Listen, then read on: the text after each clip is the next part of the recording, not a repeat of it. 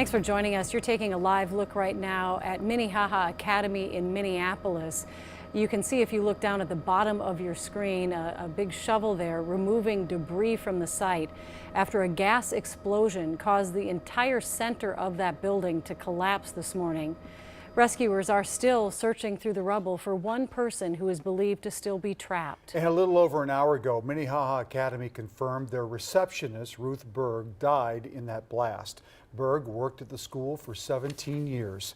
The school said she welcomed everyone with a smile and was always willing to go the extra mile to help students, families, and staff. Well, that blast tore through the school on West River Parkway at about 10:20 this morning. Fortunately, school was not in session, but there were several summer programs in session at the time. Lauren Lemanchek has been on the scene since this morning, and she joins us now with more. Lauren? And Julie, I was told there were a dozen or so students inside the building at the time of the explosion, a number of staff members. Tonight they are praying for the family of Ruth Berg, who died in the explosion, and also praying for an 81-year-old custodian who is still unaccounted for, possibly still inside.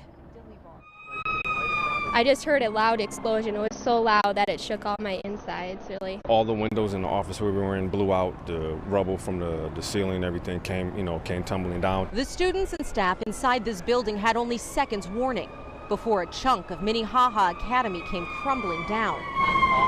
First responders there within minutes. All you saw was just two buildings standing on each side, and the middle was completely collapsed. They went in to free people from the rubble, rescuing one man, but unable to reach a woman. We're getting told as we're digging them out that there is gas leaking into the basement. There is a big drum in the basement, and the flames were getting close to us as we almost had him off, the debris off of him. In the heartbreak, we could really do nothing about the other person. Yeah. Authorities believe the explosion was caused when a contractor working on the building ruptured a gas line. One person, a school employee named Ruth Berg, is dead. Another is missing. Several others injured, some critically. This is a day of extraordinary heartbreak in Minneapolis. The mayor offering condolences. The fire department not giving up the search, though it's slow going. Just a very precarious situation. It's very, very unstable. School staff and students say it's a tight-knit group, like a family. They offer hugs to the survivors and prayers for the ones who didn't make it out.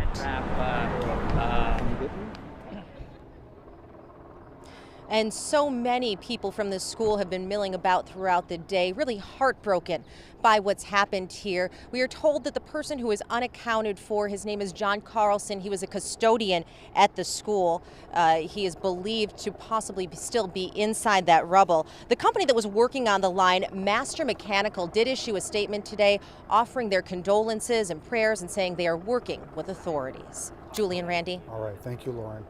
Well, during the moments after the blast, a Ramsey County Sheriff's deputy on vacation ran to the scene and helped dig a man out of that rubble. Lindsay Seaver joins us with more on his heroics, and they really are heroics. It was a dangerous scene for a long time. Lindsay?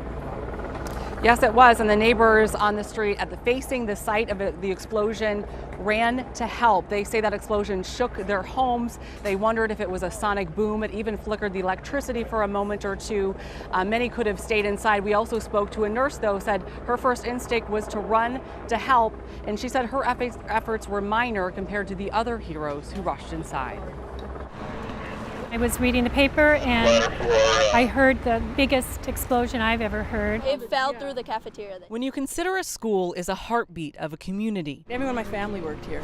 A measure of how we rise and fall. Or blow up. No one on South 46th Avenue will forget the day life on their street stopped. That's what's shaking people maybe too, or at least me. Lisa Fink, a nurse, did what she knew. She ran to help. There were kids playing soccer as they do every day, and they were running towards my house away from the smoke. Two of them told me that they had seen a man run to the school. They heard him yelling, get out, it's a gas leak. And then it exploded. Now up close at Minnehaha Academy, she witnessed countless more life-saving acts.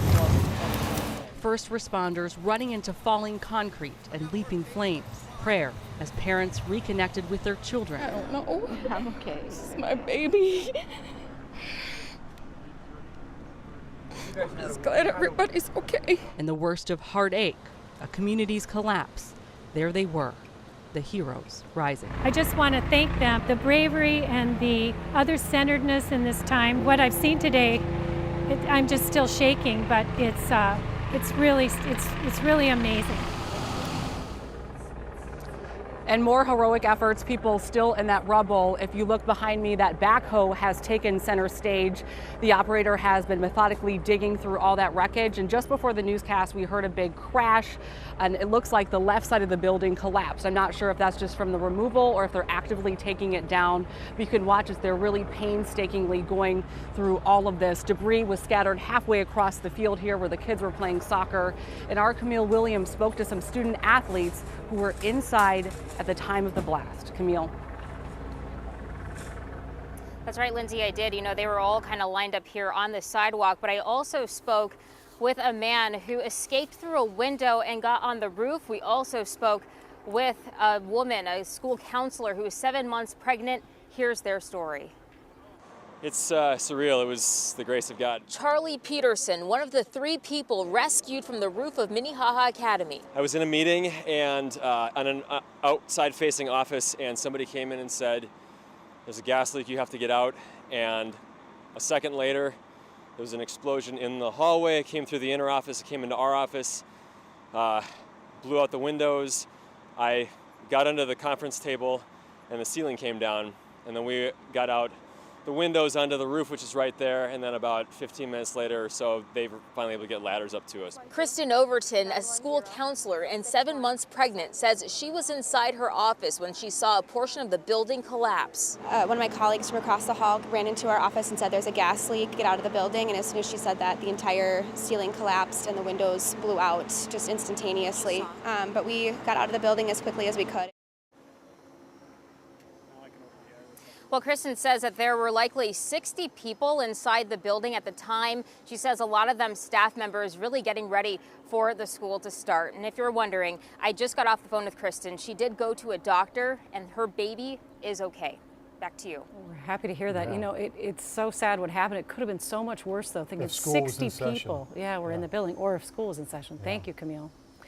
Well, we recently learned that one person now does remain in critical condition at HCMC, the assistant soccer coach, Brian Duffy. Janelle Klein is live outside the hospital where several victims were taken there today. She joins us live. Janelle? Randy and Julie, 9 people total were brought here to HCMC with ambulances rushing in and doctors and staff on standby ready to help.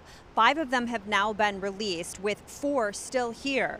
3 are in satisfactory condition, and 1 person, as you mentioned, Brian Duffy, the school's assistant soccer coach, in critical condition. At least 20 additional physicians and surgeons came in this morning when they were called, and 6 operating rooms were prepped for emergency surgeries. Those plans are in large part the result of a disaster drills the staff here holds several times a year, and today they say they were ready for anything. A lot of trepidation when you hear that there's been a building explode, especially at a school. So I think we all feared the worst when we first heard. Again, 1 person in critical condition, as we've been mentioning, now confirmed, the school's assistant soccer coach, Brian Duffy. Randy and Julie, back to you. Thank you, Janelle. These Google Earth images will give us a better look at the extent of the damage today. On the left side of your screen, Minnehaha Academy before the blast. On the right side, you see a big chunk of that building reduced to rubble. The school stood at these grounds since 1913. Well, we'll be closely following developments from the scene of that explosion on air and online at KARE11.com.